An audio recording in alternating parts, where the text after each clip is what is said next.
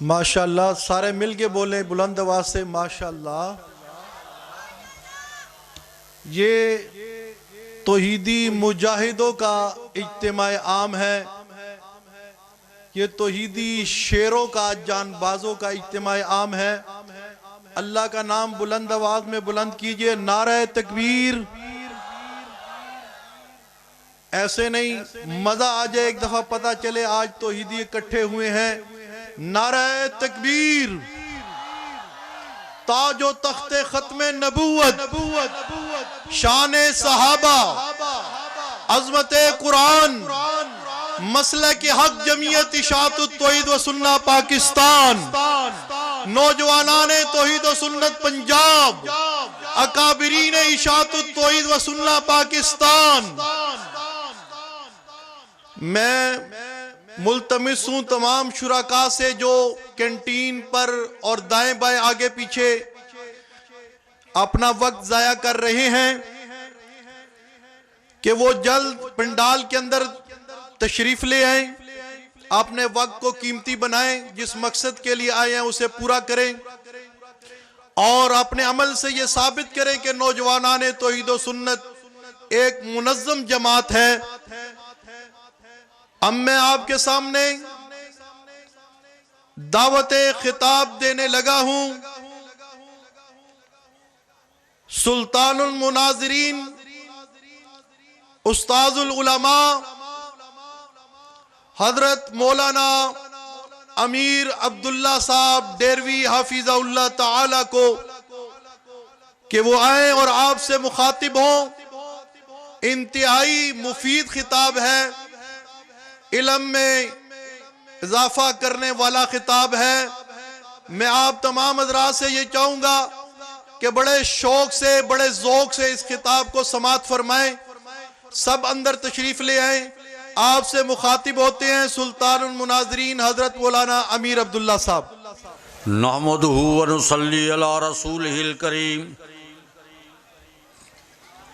اما بعد فاعوذ باللہ من الشیطان الرجیم، بسم اللہ الرحمن الرحیم، فاسألوا اہل الذکر ان کنتم لا تعلمون۔ محترم حضرات، اس مختصر وقت میں یہ کوشش کروں گا کہ اپنی معروضات آپ کے سامنے رکھوں، آپ میری باتوں کو غور سے سنیں۔ پہلا مسئلہ یہ ہے کہ تمام انسانوں پر، تمام مسلمانوں پر، عوام و خاص پر یہ فرض عین ہے قرآن مجید کا ترجمہ پڑھنا اور قرآن مجید سیکھنا۔ اللہ تعالیٰ کا فرمان ہے اتبعوا ما انزل الیکم من ربکم۔ یہ خطاب سب کو ہے، صرف مولویوں کو نہیں ہے، خواص کو نہیں ہے، یہ سب کو خطاب ہے کہ جو چیز آپ کے طرف اتری ہے اس کی اتباع کریں۔ جب اس کو پتہ ہی نہ ہو کہ کیا اترا ہے، وہ کس چیز کی اتباع کرے گا؟ اس لیے پہلی بات یہ ہے کہ پہلی فرصت میں سارے حضرات قرآن مجید کو پڑھنا شروع کر دیں با ترجمہ اور معنی کے ساتھ۔ اگر اس حالت میں موت آ گئی تو اللہ بخش دے گا۔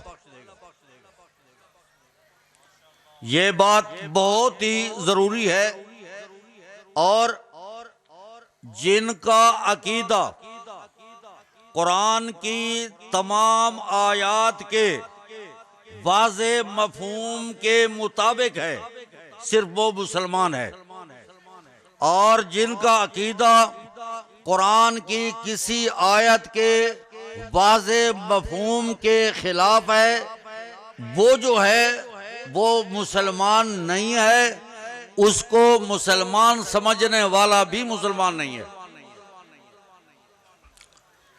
میرے ذمہ ایک مسئلہ لگایا گیا کہ وہ ہے تقلید کا۔ تقلید کسے کہتے ہیں کہ بغیر قرآن و حدیث کی دلیل کے کسی پر اعتماد کر لینا، یہ تقلید ہے۔ اللہ تبارک و تعالیٰ کا یہ حکم ہے، فَاسْأَلُوا أَهْلَ الذِّكْرِ إِن كُنتُمْ لَا تَعْلَمُونَ، تم پوری دین کی سمجھ والوں کو اپنا اعتماد ان کے اپنے گلوں میں اعتماد ان کا ڈال دیں، ان سے مسئلہ پوچھیں اگر تم نہیں جانتے۔ تو اس کا مطلب ہے کہ امت دو حصوں میں تقسیم ہے، مومن دو حصوں میں تقسیم ہے، ایک مجتہدین حضرات اور ایک غیر مجتہدین حضرات۔ دوسرے لفظوں میں یوں سمجھیں، ایک قرآن و حدیث کو مکمل جاننے والے اور ایک وہ ہیں جو نہیں جاننے والے۔ نہ جاننے والے جاننے والوں سے پوچھیں۔ تقلید کا مطلب یہ ہے کہ ہر غیر مجتہد آدمی پر یہ فرض ہے کہ وہ کسی مجتہد کی تقلید کرے۔ فَاسْأَلُوا أَهْلَ الذِّكْرِ إِن كُنتُمْ لَا تَعْلَمُونَ۔ اور اس میں بہت سی آیتیں ہیں، میں نے اپنی کتاب عمدۃ الفقہ میں یہ لکھ دی ہیں، تقریباً 13 آیتیں اور تقریباً 100 کے قریب احادیث ہیں جو اس پر لکھے ہیں۔ یہ وقت وہ نہیں ہے، یہ بات صرف آپ کو ایک بات سمجھانے کا ہے کہ اگر آپ کو کوئی حدیث نہیں آتی تو آپ کے لیے تحقیق کا یہی ایک صورت ہے کہ آپ اس وقت پیدا ہوں جب نبی پاک صلی اللہ علیہ وسلم پیدا ہوئے، مسجد نبوی میں جا کر آپ براہ راست نبی پاک سے سنیں، یہ تحقیق ہے۔ اور اگر آپ براہ راست نہیں سنتے پھر آپ کو حدیث میں محدثین کی تقلید کرنی پڑے گی۔ اس کو کہتے ہیں تقلید فی الروایہ۔ میں آپ سے صرف یہ پوچھتا ہوں، علماء کرام سے معذرت کے ساتھ، یہ بیٹھے ہیں بڑے بڑے جید علماء، میں آپ سے یہ ایک درخواست کرتا ہوں، ایک بات آپ سے یہ پوچھتا ہوں کہ کوئی ایک حدیث ایسی ہے جو تقلید کے اندر لپٹی ہوئی نہ ہو؟ کوئی ایک حدیث، مثلا انما الاعمال بالنیات، یہ حدیث ہے، یہ تقلید کو چھوڑ کر اس حدیث کو ثابت کریں، نہیں ثابت کر سکتے۔ آپ کو ماننا پڑے گا، آپ کو بغیر قرآن و حدیث کی دلیل کے امام بخاری پر اعتماد کرنا ہوگا، امام مسلم پر اعتماد کرنا ہوگا، اور امام ابو داؤد پر، امام ترمذی پر، یہ ترمذی لفظ نہیں ہے، ترمذی ہے، امام ترمذی پر اور امام نسائی پر، ابن ماجہ پر اور دوسرے محدثین پر۔ اور اگر آپ کو کسی راوی کے صحیح یا غلط ہونے میں آپ کو اللہ کا نبی براہ راست نہیں بتائے گا، آپ مسجد نبی میں جا کر نہیں پوچھ سکتے نبی پاک صلی اللہ علیہ وسلم سے زندگی میں کہ وہ جو ہے نا کہ فلاں راوی صحیح ہے غلط ہے، فلاں سیکا یا نہیں سیکا، فلاں سچا ہے کہ نہیں سچا۔ آپ کو تقلید کرنے پڑے گی اسماء الرجال کی، اس کو کہتے ہیں تقلید فی تزکیہ، اور معنی اور مفہوم اور ان کی مختلف حدیثوں کی تطبیق، ناسخ و منسوخ اور تمام قرآن و حدیث کو سامنے رکھ کر ایک معنی سامنے لانا، یہ جو ہے اس میں آپ کو تقلید کرنے پڑے گی فقہائے کرام کی۔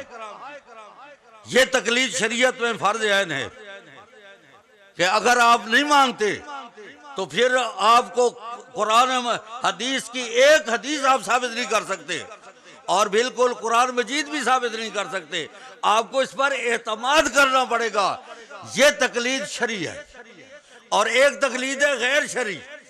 غیر شرعی تقلید یہ ہے کہ غیر مجتہد آدمی کسی غیر مجتہد پر اعتماد کرے، اپنے مولوی پر اعتماد کرے، کسی کی کتاب لکھی ہوئی پر جو مجتہد نہیں ہے اس پر اعتماد کرے، اور کسی اپنے مولوی کے محلے کے مولوی پر اعتماد کرے تاکہ کس کا نام رکھ دیا جائے، تو یہ جو ہے نا، یہ تقلید جو ہے یہ غیر شرعی ہے۔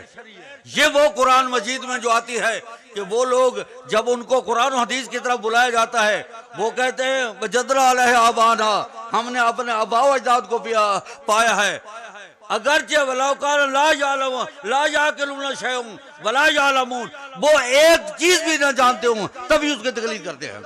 تو اس کا مطلب یہ ہے کہ غیر مجتہد کی تقلید کرنا حرام ہے، اور جو نہیں جاننے والا نہ جاننے والے کی تقلید کرنا حرام ہے۔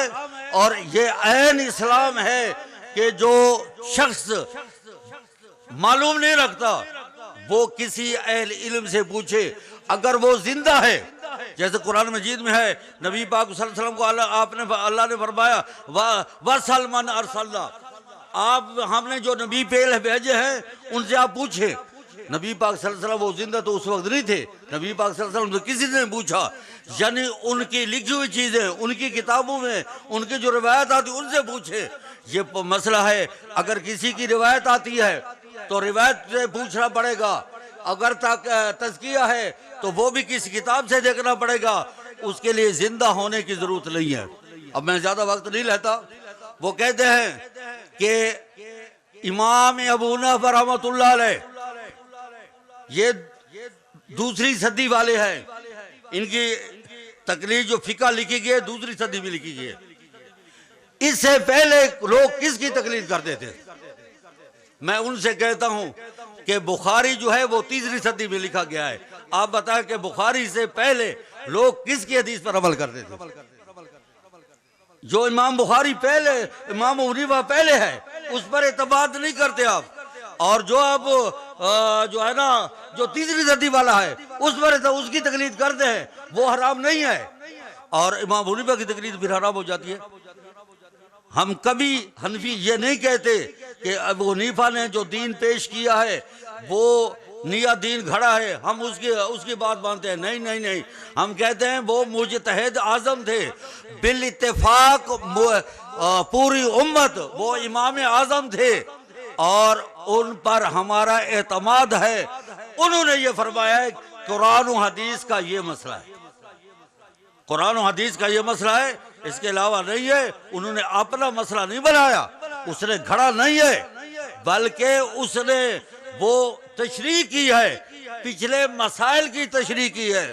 تو اب آپ سمجھے کہ میں یہ آخری بات کہتا ہوں، میں یہ کہتا ہوں کہ تقلید اس وقت قائم ہوئی جب سورت فاتحہ نازل ہوئی۔ یہ پہلی سورت ہے جو مکمل نازل ہوئی، یہ 5ویں نمبر پر نازل ہوئے۔ پہلی 4 صورتوں میں کچھ صورتوں کی آیتیں نازل ہوئی، مکمل سورت جو ہے وہ پہلی جو اتری ہے وہ فاتحہ ہے، اور فاتحہ میں 2 مسئلے ہیں، ایک توحید کا اور ایک تقلید کا۔ الحمدللہ رب العالمین توحید، الرحمن الرحیم توحید، مالک یوم الدین توحید، ایاک نعبد و ایاک نستعین توحید، اہدنا الصراط المستقیم توحید، صراط الذین انعمت علیہم، یہ تقلید ہے۔ اللہ مجھے ان لوگوں کی راہ پر چلا جن پر تو نے انعام کیا ہے، اور انعام یافتہ لوگ کون سے ہیں؟ وہ من النبیین والصدیقین والشہداء والصالحین۔ اگر امام حنیفہ اور مجتہد صالح نہیں ہیں تو پھر ہم آپ کو بھی صالح نہیں مانتے۔ وآخر دعوانا الحمدللہ رب العالمین۔